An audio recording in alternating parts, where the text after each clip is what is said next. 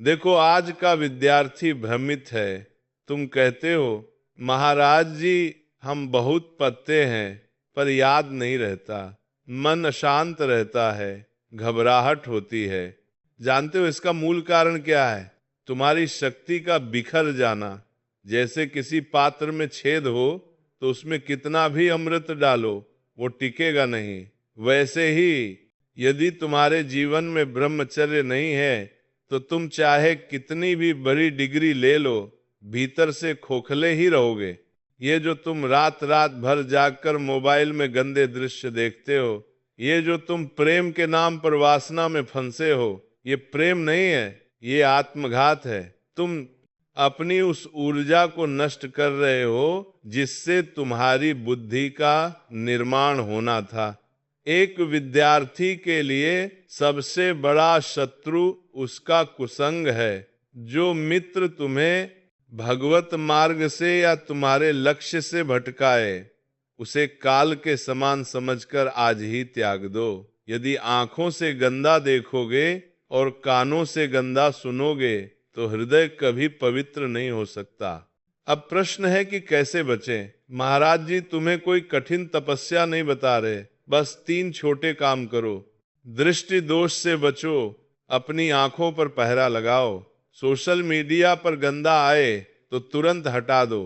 अपनी माँ बहनों को जगत जननी के रूप में देखना शुरू करो।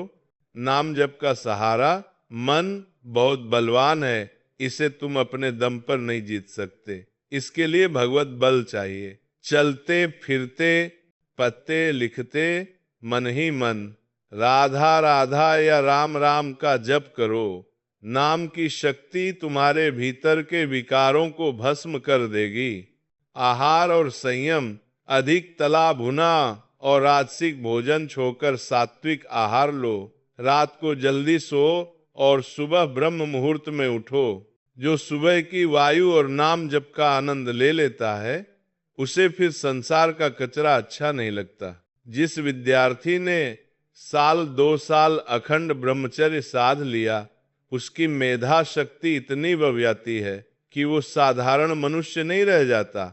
उसके बोलने में तेज होता है, उसकी आंखों में चमक होती है और कठिन से कठिन विषय उसे खिलौने जैसा लगने लगता है। स्वामी विवेकानंद क्यों अद्भुत थे?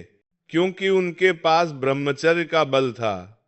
तुम भी वही बन सकते हो, बस अपनी शक्ति को ऊपर की ओर मोजो।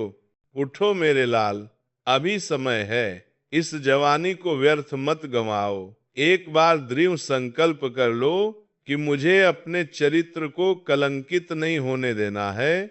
श्री जी राधा रानी तुम्हारी सहायता करेंगी, बस तुम एक कदम बढ़ाओ, वो तुम्हें थाम लेंगी।